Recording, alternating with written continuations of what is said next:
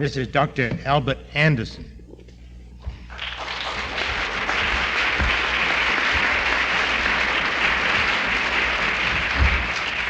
We thank you very much, Colonel Bunker. I really feel it a privilege this afternoon to have been asked to introduce Frank Garlock to you. I have admired him from afar off, not really having met him personally until this morning, but my boys have enjoyed his books, and I'd like to recommend them to you before we go on this afternoon. One of these is The Big Beat, a Rock Blast by Frank Garlock, and it is available at the Bob Jones University Press next to the Bob Jones booth. The other one that has been a great help in giving us the truth about some musical things is Jesus Christ Superstar, Blessing or Blasphemy. Now, these are very wonderful books, and I do recommend them highly as a member of the Bible Science Association, which is what my capacity here is. I represent the Bible Science Association, but have a very warm affinity to music, as you can see from the talented son that the Lord has blessed me with, and also from the fact that music and science have a very definite dovetailing in with each other. If you look around you from a scientific standpoint, you can see that the world is subject to degeneration rather than what evolution tries to preach, that things are getting better and better all the time. Science, on the other hand, says things are degenerating. And indeed, I think Mr. Garlock is going to tell us this afternoon some of these things. This is something that my son Chris has been working on, the fact that music is degenerating along with everything else scientifically. It's known, incidentally, by a complicated term called the second law of thermodynamics. There is a deliverance from this second law of thermodynamics, this degeneration, and it is by the blood of Jesus Christ. And this is where the Bible Science Association does come in, because we do try to make available to you materials that show that the facts of science and the scriptures are 100% in agreement with each other. That in fact what scientists are teaching your children in the schools these days, that evolution is a science and that Bible is a religion, is false. Because science supports the Bible, and it takes an unreasonable faith to believe in evolution, but a reasonable faith to believe in the Bible. I just want to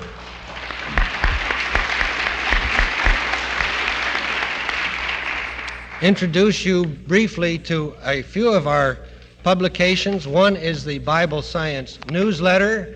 We do have them at our table so you can browse and see them. It's a subscription. A subscription to this is a monthly issue.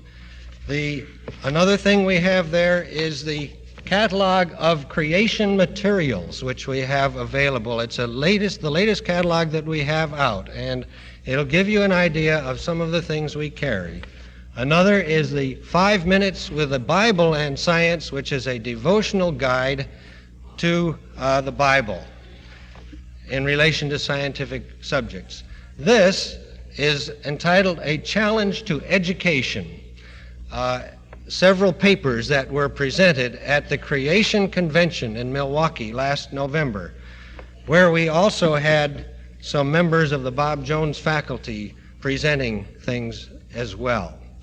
Now this afternoon you're going to hear Mr. Garlock, who has been the chairman of the music theory department of Bob Jones University. He, however, is embarking soon on almost a full-time speaking circuit.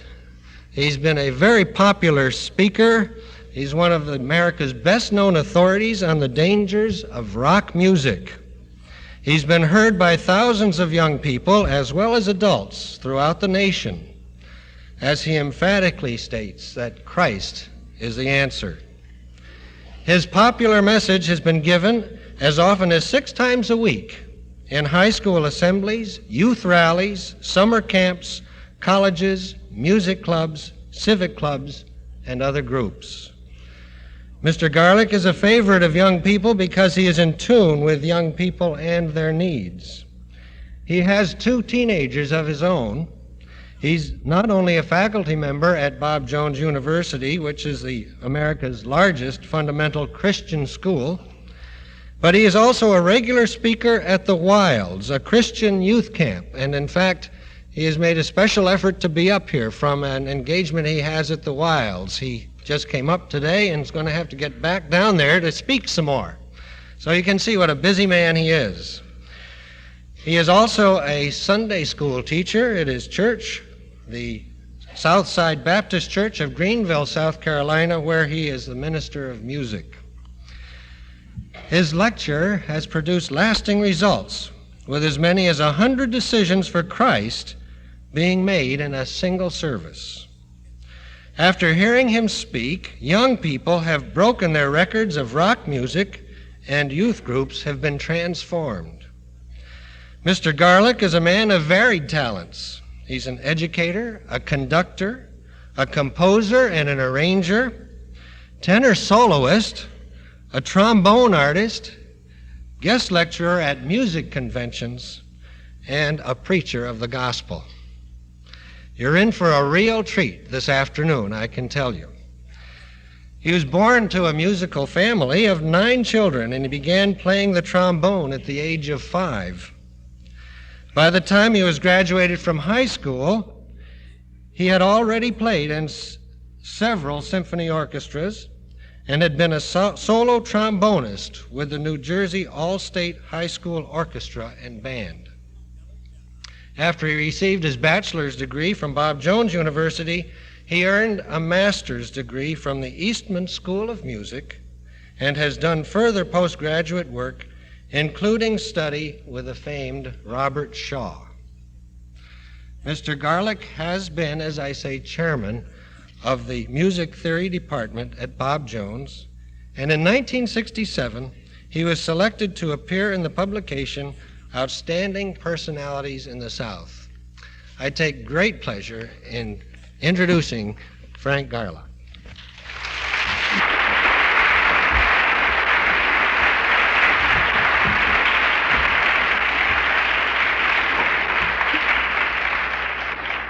Thank you, Dr. Anderson. After a wonderful introduction like that, I feel like saying, may the Lord forgive us both.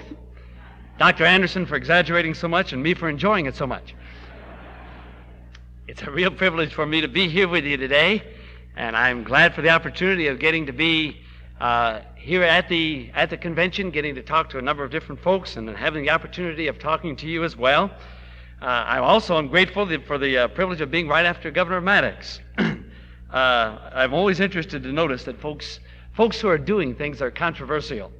I feel like one well-known preacher that I know who said, when people see me coming, they either spit or pucker. There's no middle ground. And that's about the way it is with me. They either love me or they hate me, one or the other, and that's the way I like it. If it were not that way, I would feel like I wasn't making my message good and clear and plain, and that I was compromising, because then when you please everybody, you end up with a watered-down message that doesn't amount to anything anyway. I want to talk as quickly as I can, and you'll find out that I talk fast. And I hope you can listen fast. I just hope you don't get through listening before I get through talking. Because I have a great many things that I want to tell you. Next year, what I'm doing, as Dr. Anderson mentioned, is setting up seminars, calling them Symphony of Life seminars, primarily for Christian schools and churches, all over the United States. This school year is already booked solid. Don't have any openings for this next school year. I'm booking the 74-75 year already. And what I'm trying to do is go in and not be just there for one night with the young people, but be there for a couple of days where I can take time to lay down principles. I find that in this day and time that young people don't know the principles. If you try to give them the conclusion without giving the basis for your conclusion, you end up just getting them mad at you. The ones that already know, follow along. But the ones that you really want to reach, say, well, you don't establish any precedent. And so by being there a couple of days, I'm going to have one session with just the parents on understanding teen problems, one session with just the young people, or at least one session with just the young people, and then one session called the Rock of Ages versus the Age of Rock. One or the other. Before I begin speaking, let me just tell you about some materials that I've brought with me that are, there are some of them downstairs in some of the booths, but just one particular thing. I'm not going to give you my regular rock lecture today. A shortened version of it is an hour and a half. That's a shortened version of it. And so I'm not giving you the regular lecture about rock music today. What I usually do, of course, is have my hi-fi with me and actually play the music and show technically and from a standpoint of the principles that are involved what is actually the matter with rock music. And since I'm not able to give you that, I brought a recording, I brought a few at least, of the recordings of the lecture called The Big Beat, A Rock Blast. This is a double album. It's a full 90 minutes of recorded material with the illustrations, the musical illustrations and everything on it. If you want to know the basis, the background for much of what I'm going to give you today, I'm going to go from there today. But if you want to know the background, it's on the recording, and it usually sells for $6.98 for the double album. I'm making them available to you folks that are here, the same price that I offer them to the teenagers, $5 for the double album. I also have brought along a few other recordings that I thought maybe some of you might be interested in. If you're like me, it's hard finding good Christian music. And at the Southside Baptist Church, where I'm the minister of music, we have a 75-voice choir. We have a group called the Men of Praise, a group of men who sing good gospel Christian music based on Bible standards. And in the morning session tomorrow, by the way, the family session, I'm going to be talking about the Bible standards for music. What does the Bible say? I don't know whether you're aware of it, but the Bible has over 500 references to music in it. Some folks say, you can't set down any absolute standards for music. Yes, you can. You can set it down good and clear and plain. We'll be talking about that tomorrow. But this is music in line with those standards. One of the things I find that young people revolt against is hypocrisy. Governor Maddox was talking about hypocrisy. They hate hypocrites. And yet there are some so-called Christian young people who have become hypocritical. They think that you can take the devil's music, rock music, and put Christian words to it and make something Christian out of it. It can't be done. There's no way of doing it. By the way, down at the Bob Jones booth, there's a book, my latest booklet called Can Rock Music Be Sacred? They have it there, and that deals with that subject. I'm putting out some recordings on that subject as well. But I have several recordings with me that'll show you what we believe Christian music is that matches Bible standards. One is of the choir of the Southside Baptist Church called The Wonder of It All. One is of the Men of Praise, the group of men which I mentioned, which is from our church, and that's called Songs of Meditation. One by the male quartet of the church. That has my picture on the front, along with my wife. It's worth it just for the picture. But if you're interested in those, you can have them for $5 each here at the convention. They sell for $5.98 regularly. If you want all four records, if you would like all four records, you can have them for $16. All right? That's enough of a commercial. Let's get into the business. I was very interested to notice what while Governor Maddox was talking, that so often we ask young people, why do you do what you do? I don't think the question is why at all. I think we asked the wrong question. I preached at our church last night, Southside Baptist Church in Greenville, about Eli and his sons and how much trouble his sons got into. He was the priest, and yet his sons were committing all kinds of wickedness. And when Eli finally got around to finding out what was going on, it took him too long to find out what was going on. But when he finally found out what was happening, he asked his sons, why do you do what you're doing?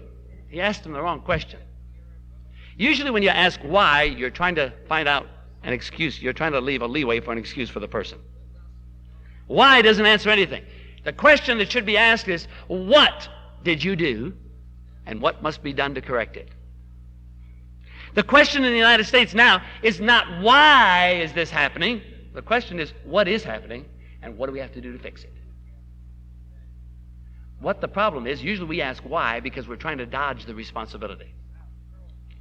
And this afternoon, I want to talk about what is happening in the area of music. We've titled the session this afternoon, Who's Behind Rock Music? I'll tell you right away who's behind it, so that you won't have to guess all the way through, and then I tell you at the end, I'll tell you right away who's behind it. The devil's behind it. So I have some folks who say, Mr. Garlock, why don't you just talk about communism behind rock music? I believe communism is behind it, but I think there's a source behind communism. I think that source is the devil. And he's taken many different avenues of approach, But I think it's still the basic same source that is behind all of these things, which are destroying what we know as freedom, which we are destroying what we know as truth, which are destroying any concept of righteousness. And I find as I talk to young people all the time, and I do, I speak at least, quite often I speak as many as 14, 15 times a week to teenagers. The material which Dr. Anderson was reading from is a little bit out of date now. That's on the book when it came out. I speak to sometimes 14, 15 times a week to teenagers, and I deal with them all the time, and I love teenagers. In fact, I work with teenagers so much I feel like one. I don't look like one because I've been sick a lot. But the source behind all of this that's going on is by the counterfeiter himself. Now, our problem is, as Dr. Maddox was saying, Governor Maddox was saying, our problem is that we don't know the truth well enough that we recognize the error when it comes along. This is true in our churches. Liberalism has not snuck into our churches overnight, but people did not know the Word of God well enough so they could recognize it when it came along. And the devil's a counterfeiter. He always counterfeits everything. As he was talking about the way a totalitarian government comes in, it comes in as a counterfeit. It always presents itself as something which it is not. Let me give you a musical illustration of that. I'm going to go to the piano for just a second. I think they can get me on the mic while I'm over there for just a second to show you a good musical illustration of that. Suppose, for instance, I walk over to this piano and I say I'm going to play a note, and I play that note. A little bit out of tune, but all right. It's a B flat that I'm playing. Suppose I say to you now, I'm going to sing that note, and I sing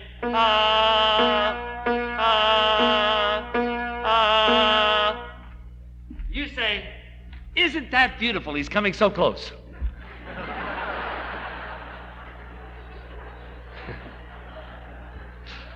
No, sir. I can always tell who the musicians are.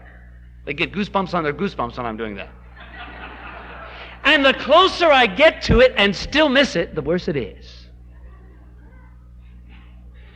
And the closer you come to the truth and still miss it, the worse it is, because then it fools good people. And they think it's something which it is not. And we've seen this happening in our country. People coming in and claiming to be one thing, and they're excellent counterfeits. And as has been said from this platform this afternoon already, what we need to do is go back to the Bible, to the Word of God, and find out where absolute truth is and know what God says, so that when the error comes along, we'll recognize it for what it is and know how to shun it.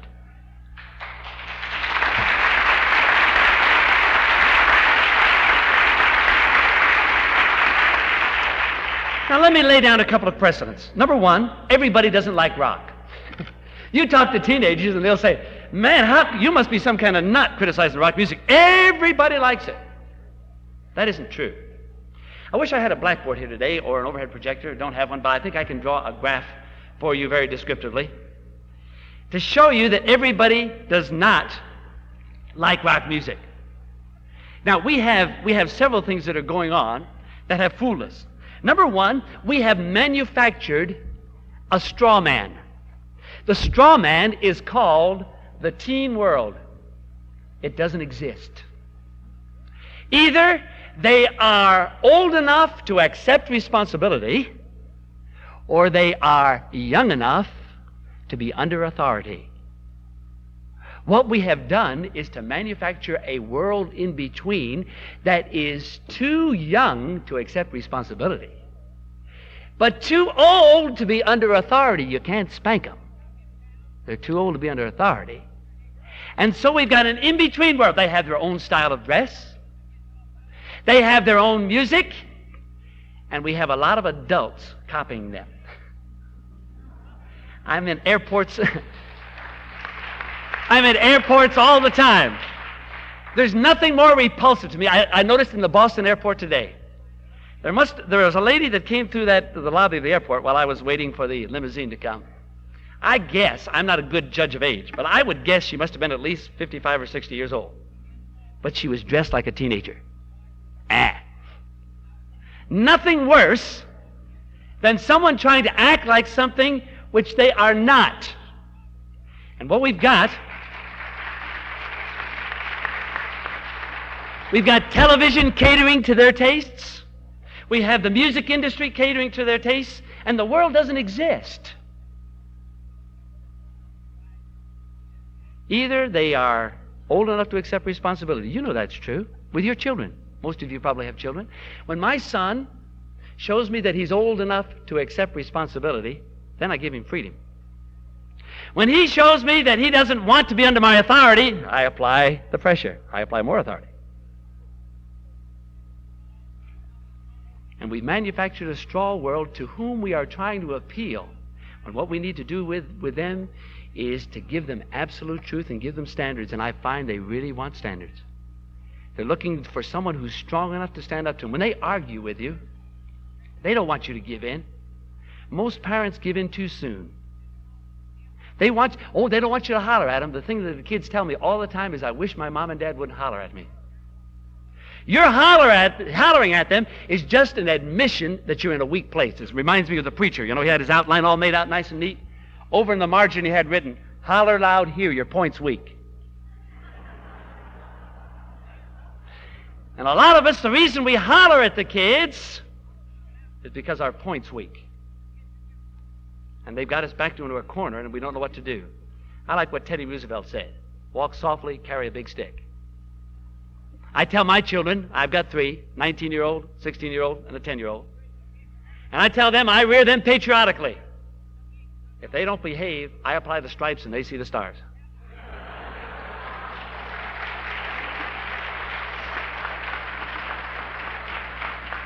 And I find this is what children are looking for. This is what they're looking for. They want it with love. But they're looking for it.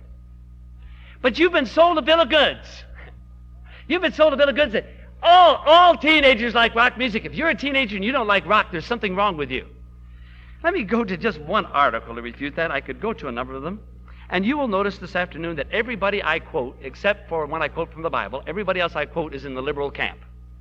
I don't quote us conservatives, I quote the liberals, what they say.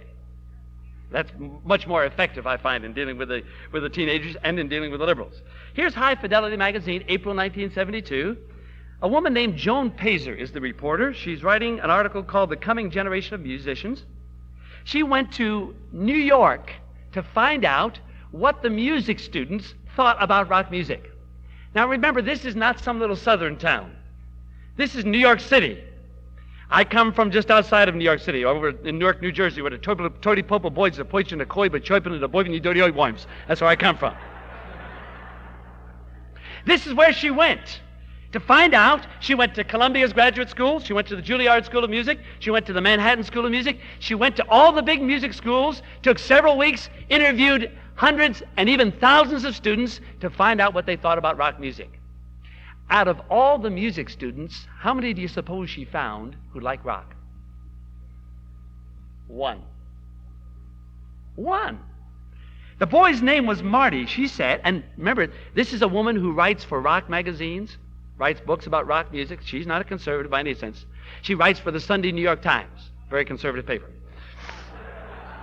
She said, I told Marty that in my weeks of interviews I had not found a single student who had come to serious music from rock. He, this is the boy who likes it, offered this explanation, quote, "The problem with rock is that its defining limits are visceral rather than cerebral. Visceral means physical, sensual, if you please. Cerebral means intellectual. It's a visceral form of self-expression, and volume is often used to cover up a lack of technique," unquote. That's the boy who likes it. Now, you say, well, if the musicians have rejected it, what's going on? Well, there are some people who have been sold a bill of goods that the way to communicate to the teenagers is through rock music. They say that's the wavelength that they're on, so communicate to them on that level.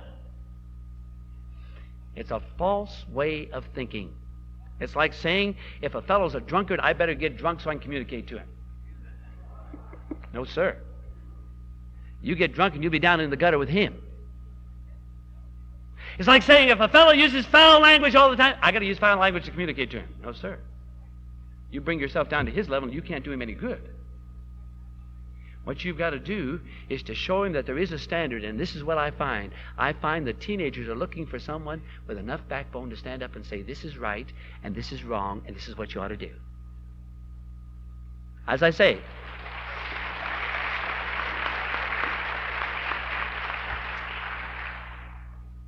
I find that teenagers love and appreciate it when you come to them and show them the truth. I wish I had time to share some of the letters that I get from teenagers who write to me. I had one boy who called me Christmas Eve to wish me Merry Christmas from Illinois to South Carolina, a teenager. He said, I want you to know that I appreciate what you did for me when you came to Illinois and spoke to our teenagers. Now, I wouldn't, you talk about taking $1 million for something, I wouldn't take $1 million for that. The liberal world recognizes what's going on. This is very interesting to me. I wish, again, I had time to go into all the background of this. I do with the teenagers.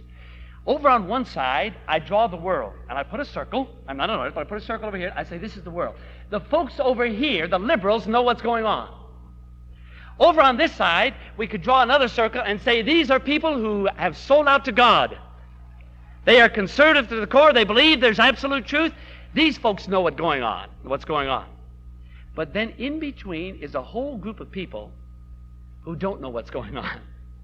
The Bible makes it clear what those people are. In Revelation, if you want to look it up, you can write it down. Revelation 3, verses 15 and 16. It says they're lukewarm. And God says, I want to, and the King James Version says, spew. That's a little bit too nice. We have a doctor here. He knows you have something you call an emetic. That's to make a person throw up when he's taken something into his body which he shouldn't. The Greek word is the word from which we get that word emetic. It means God says, I literally want to vomit them out of my mouth. I can't stand them. These people in the middle can't see what's going on for looking. For instance, take the matter of long hair on boys. Now, I may be treading on dangerous ground here, but let's take that as an instance, all right? What you think is long doesn't make any difference. Long is long. The Bible says in 1 Corinthians 11, it's a shame for a man to have long hair. Well, how long you want to make it is up to you. But long hair is a shame. Now, Jerry Rubin says, our long hair is a symbol of our rebellion. He's over here. He's a liberal of the first order. He says that's what it's for. Christian people know that's true, but the people in the middle say, oh, no. It's what you are down inside that counts. Is that true? No, sir. Suppose I were introduced to you this afternoon by Dr. Anderson, and he said this. He said, I want you to know that we have a real man with us this afternoon. A lot of musicians wear lace on their pants, but not this fellow. He's a real man. And so I come out to the platform, and I walk up here like this.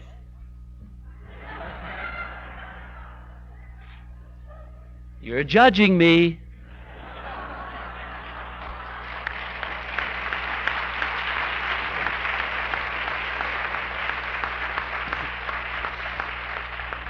Isaiah 3:9 answers that as well as anything I know. Listen to it. Isaiah 3:9. The show of their countenance doth witness against them. Let's go for a source on that to the liberals again. Remember, I told you every place I'll quote will be liberal sources except for the Bible. Here's a book called The Greening of America. It's a liberal book of the first order. It's written by Charles A. Reich. He teaches at Yale University. If you still don't think it's liberal, he says he's promoting the revolution, which cannot be successfully resisted. If you still don't think it's liberal, listen to what George McGovern says about the book. He says, I find it one of the most gripping, penetrating, and revealing analyses of American society I've yet seen. It's liberal. There are two things. Charles Reich divides people into three consciousnesses. I don't have time to go into the background of it, but he divides people into three consciousnesses. Consciousness 3 is the revolution. And McGovern, as Charles Reich, both believe that this is the answer. Do your own thing, have no rules, no regulations. The fewer rules and regulations you have, the more freedom people will have, they think, and we'll just let everybody do what they want to do. It didn't work back in the book of Judges, it's not going to work now. Back in the book of Judges, every man did that which was right in his own eyes. That didn't work then, it isn't going to work now, but they believe it will. But they say that they have two basic means by which they can communicate that message to a whole generation. Number one is found in a section that begins on page 250 and runs through about 254, 255 in that area. Number one is the way they dress, their clothes. The Bible said, the show of their countenance doth witness against them. Charles Reich says, our dress identifies us for what we are. The strange thing is that a lot of Christian people think that they've got to dress like them so they can communicate to them. You're being a hypocrite if you try that. As Governor Maddox said, be genuine. Even look like what you are. Don't try to pretend that you're something which you're not. I have young fellows who say to me, but I'm really not what you think I am by the way I dress. I say, if you're not, then why do you dress like that? It's like these people, they say, I'm so happy. And I always say, if you're so happy, why haven't you told your face?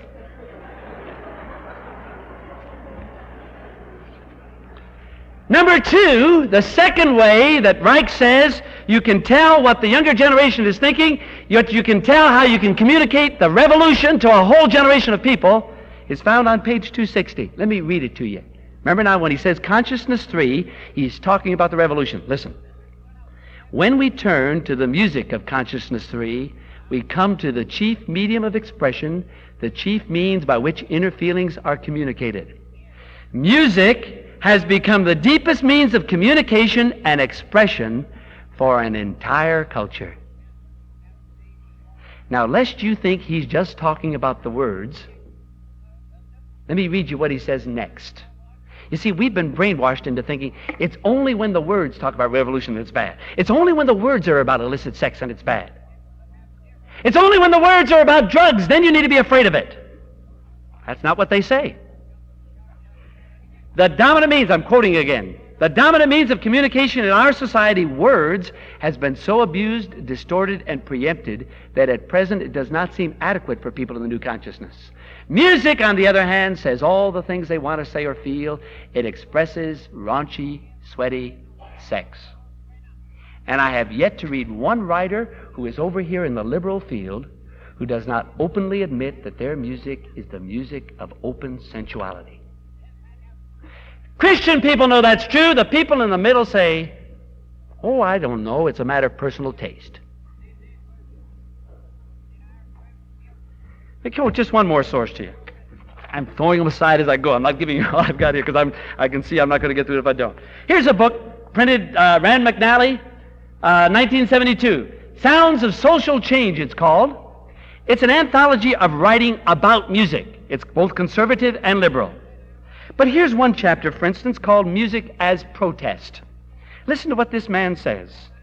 The rejection of conventional standards and political beliefs inherent in this kind of music was conveyed by its unconventional sound and the irreverent lifestyles of rock performers. Not the words, the sound and the way they dress, their lifestyle. He goes on. He says they make clear that a protest message can be carried entirely in the non-lyrical elements of the music and in the lifestyles of its devotees. They say, forget the words. The words are not what you need to be afraid of. It's the music that makes it what it is. It's the music itself. Now, I should say here that music reveals what's going on. If you want to study a country, you want to study what's happening in the church, if you want to study what's happening in a particular segment of society, if you want to study what's happening to an individual, find out about his music. It's a giveaway.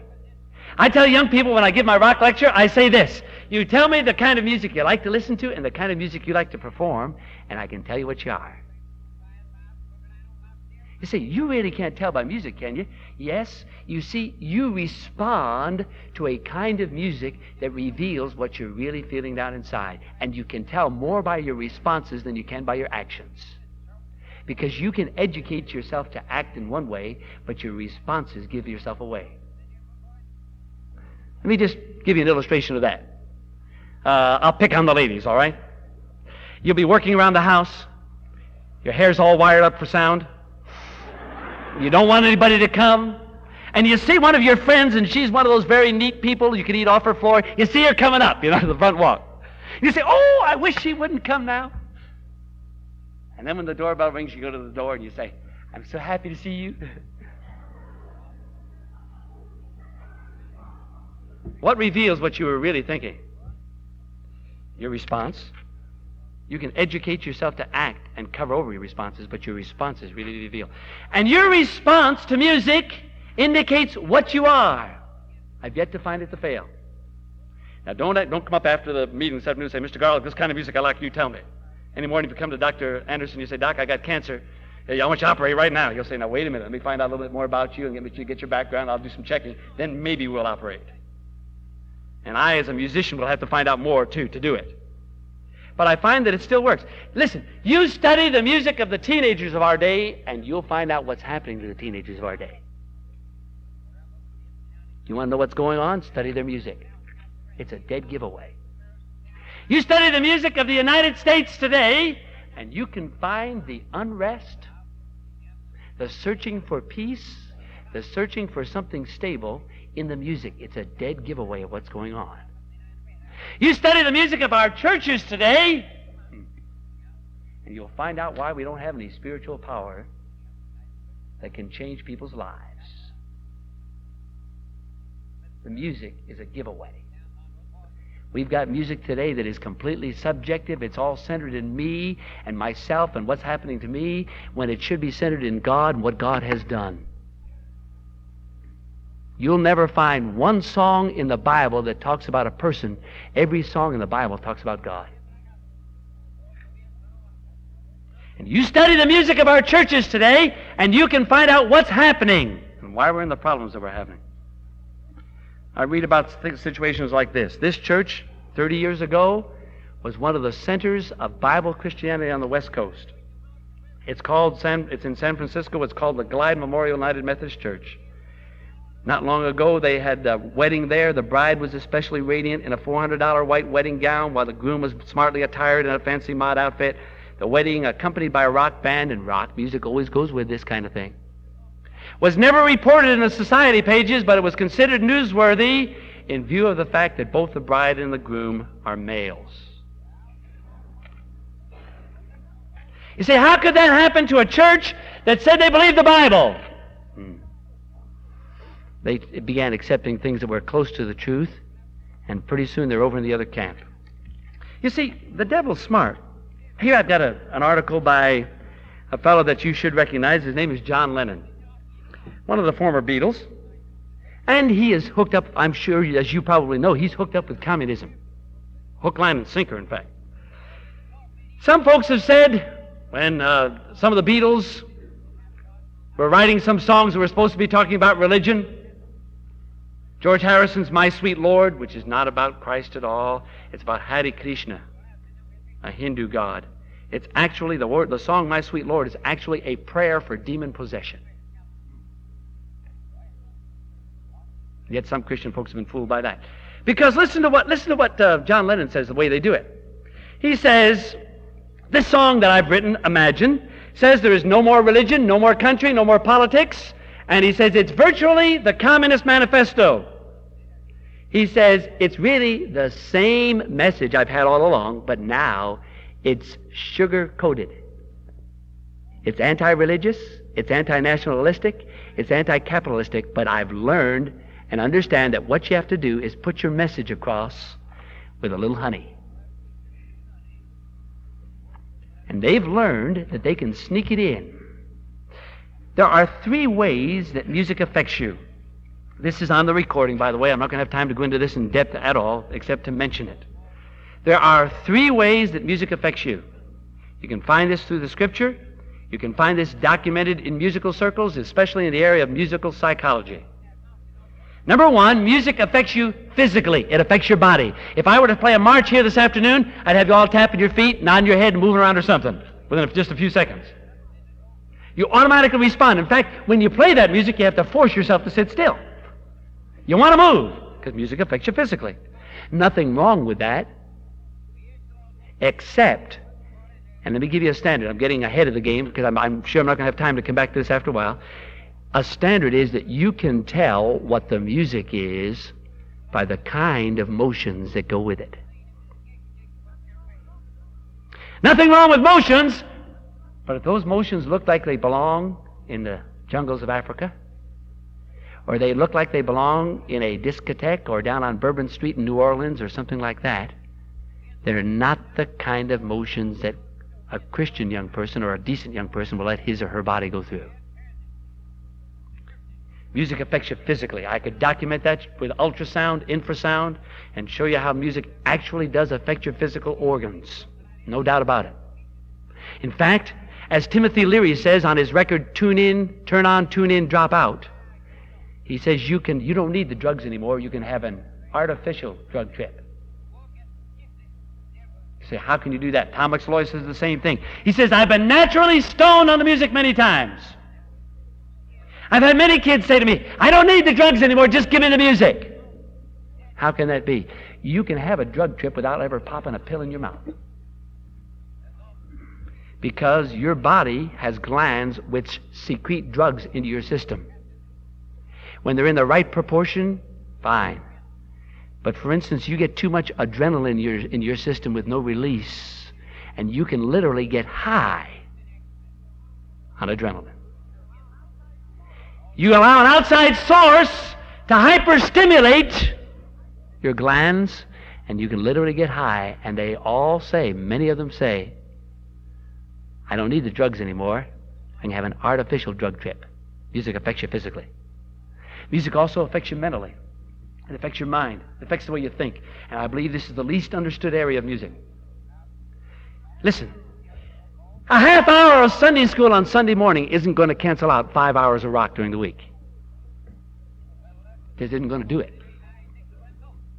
Asking the blessing for the meal and even having family devotions, and I'm afraid if we were to ask, aren't many of us even do that, isn't going to cancel out. They tell us that the average teenager, this is average, this is hard even for me to believe, they say the average teenager listens to rock music between 4 and 6 hours a day.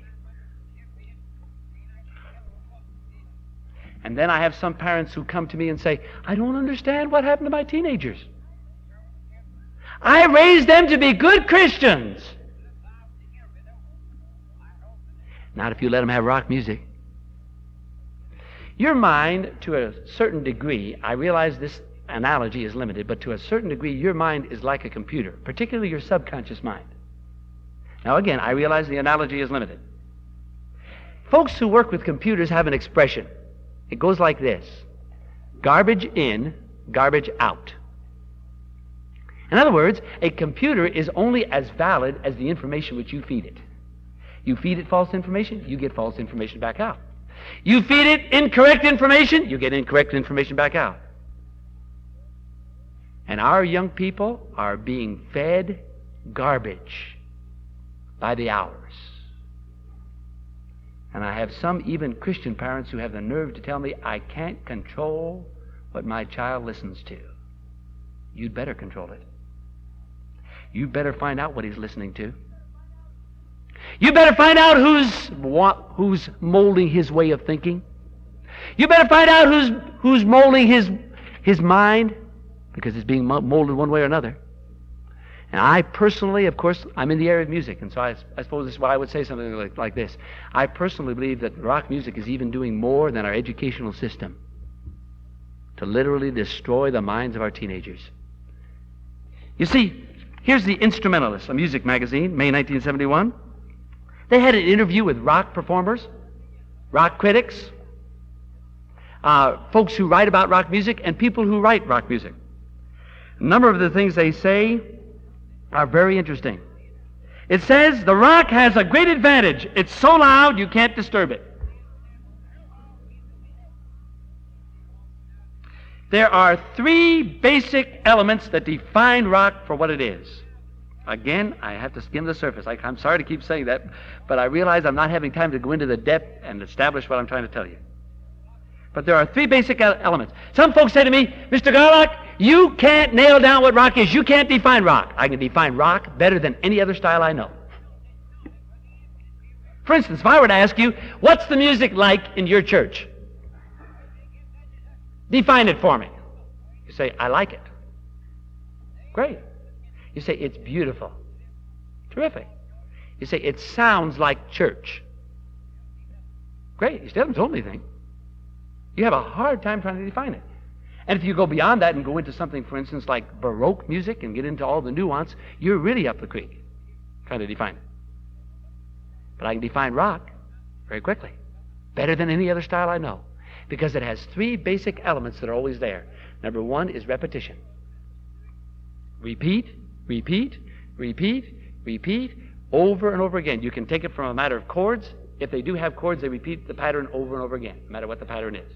I have some records in my library where the record on one side will last for 25 or 30 minutes, and they never change the chordal pattern from the time they start to the time they finish. Inagata Davida by Iron Butterfly, I can name off a whole slew of them to you. Repeat. They'll take some, if there is any rhythm, actually usually there isn't, but if there is some rhythm, they'll take it and repeat it over and over again. If there is any melody, they'll take a melodic fragment and repeat it over and over and over again. I had one little record by the Monkees called Going Down, Going Down, Going Down. One time I was with a group of teenagers and we were playing it. It's a little 45. Lasted about 2 minutes and 15 seconds. I said, let's count. We counted going down, going down, going down, 85 times in less than 2.5 minutes. I said that to an audience in North Carolina. I was in Raleigh, North Carolina. I said it was probably 85 times. A little girl in the back raised her hand. She said, it is not, it's 93. I counted it. I said, okay, I'll take you 93. Repetition. If you've studied hypnotism at all, you know that the key to hypnotism is repetition. And they literally hypnotize the kids. Literally. I'm not talking about figuratively. You look at the cold stares in their eyes. They're hypnotized. You try to get them away from it. Outside of the grace and power of God, you try to get a teenager off of rock music who's hooked on it. I see your response. Some of you tried. When I say young people are addicted to rock music, I'm not speaking in hyperbole. I'm speaking in reality. They get addicted to it. I was in a restaurant not too long ago, and a boy came in, and he was a nervous wreck. He was fumbling in his pocket. He went up to the jukebox. He was fumbling in his pocket. Could hardly find what he's after, and he finally got the coin, and he could hardly get it in the slot. He went above and below it, and he finally got it in the slot. The rock record came on, and he went, ah. Addicted to it. He's hooked on it. And one of the things they use is that repetition over and over again, and I've only mentioned a couple of the ways they do it. The second characteristic of rock music is the beat. That beat is what makes it what it is. The throbbing, pile-driving beat. If I had the records this afternoon, I could show you exactly what I'm talking about. The beat that takes over the music and literally makes it sensual music. The beat is what makes it sensual. I played a couple of my so-called Christian rock records that I have a collection of, that these publishers send to me as being Christian music, only it's rock. I took it last summer with me down to the island of St. Lucia, where I was, 200 miles off the coast of South America. And while I was there, I thought I'd conduct a little experiment. I played it for some of the native Christians. I got about 10 seconds into one of the records, and they were waving their hands. They said, stop! I said, what's the matter? They said, that's jungle music. We want nothing to do with it.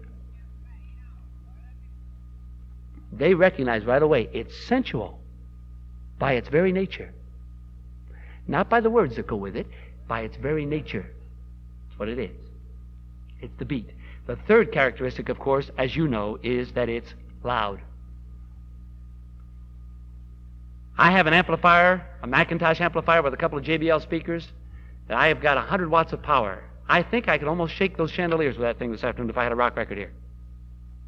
And yet they tell me that they've got amplifiers for the teenagers that they can buy that will create 1,000 watts of power per channel.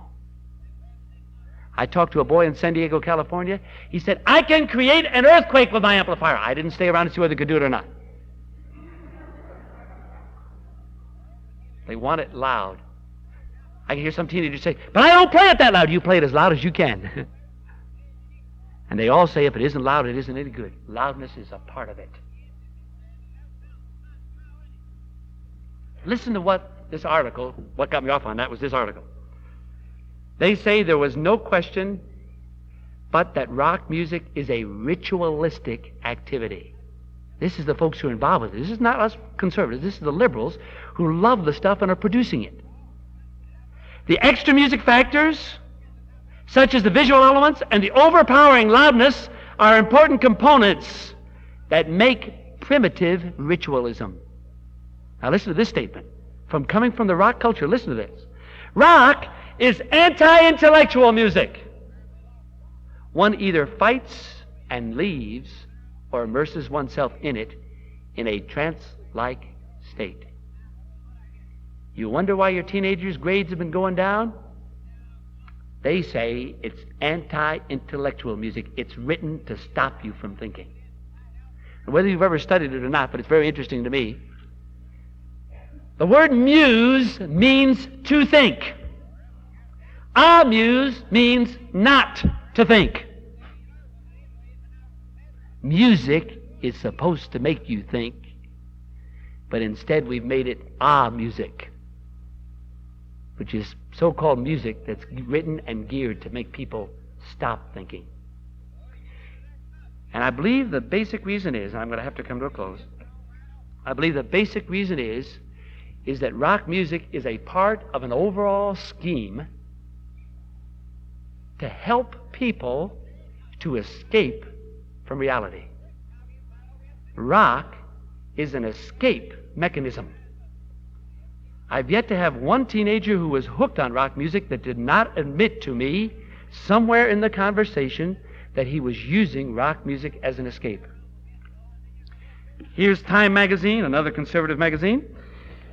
June 19, 1972, a reporter writing about a fellow named Dick Miller who went to hear the Rolling Stones. Listen to this account of what happened at the concert. Dick Miller, perched in the balcony, is going out of his mind, playing an imaginary guitar and dancing at the same time, emitting a more or less constant scream. He is not standing on his seat like everybody else, including the girl dancing naked on our right. He is standing up on the arms of his seat, doing a boogie and moaning on the verge of falling. When they come to Jumpin' Jack Flash, it is too much for Miller. He's down off his perch, dancing in the aisle. He's escaped. Time magazine again. Date, June 19, 1972. The occult, a substitute faith, an escape. Here's an article out of the Detroit paper. Which one is it? Detroit Free Press. Talking about the so-called Jesus people. It says they've escaped. They're hypnotized. They're even using religion as an escape. Listen, any religion which is an escape from reality is not the truth. Now, that may come as a shock to you. Did you know that the Bible never allows you to escape reality?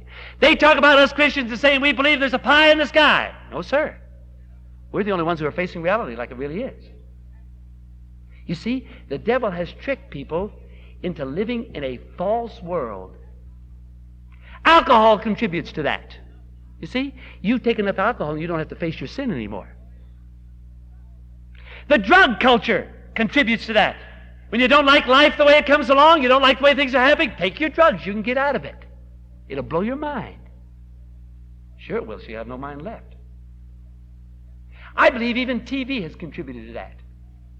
Creating a synthetic world, a false world to which housewives and people can look with the hope that that will bring them satisfaction and peace. It doesn't do it. You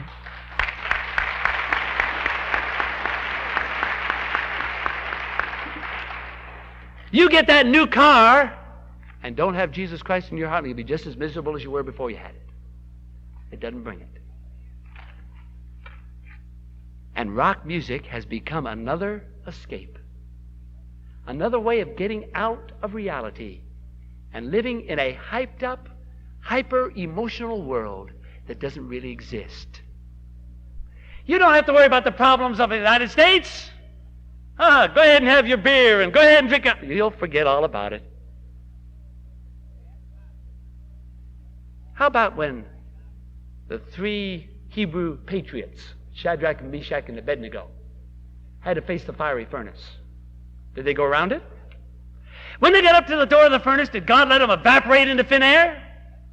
No, sir. They had to go into it, reality. How about Daniel when he got to the lion's den? Did he jump over it? Did he go around it? Under it somewhere? No, sir. He had to actually go into the lion's den.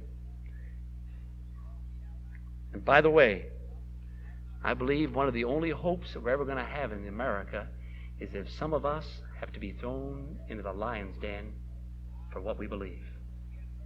Then we'll find out who really, really believes it.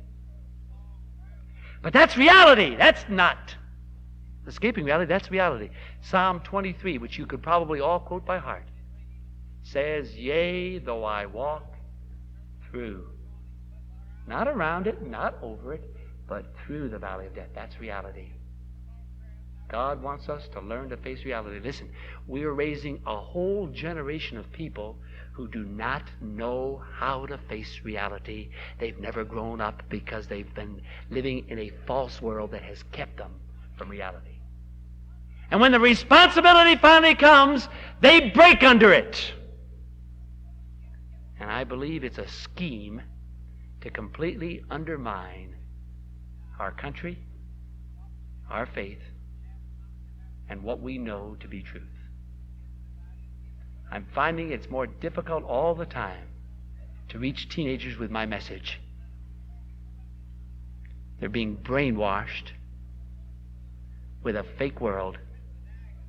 And even though many of them will admit that what I say is right, they'll say, I appreciate your stand and I know you're right, but I'm still going to have my drugs, I'm still going to have my alcohol, and I still want my rock music. God help us to realize that music does have an effect. I'm not saying music is the only issue. Don't misunderstand me. I understand it's only a part of an overall picture. That's what I've tried to show you today. But it does reveal a great deal to us. And I believe that even in music, we need to have our music to match the standards that God has set down for us in His Word. Thank you for letting me speak to you. God bless you.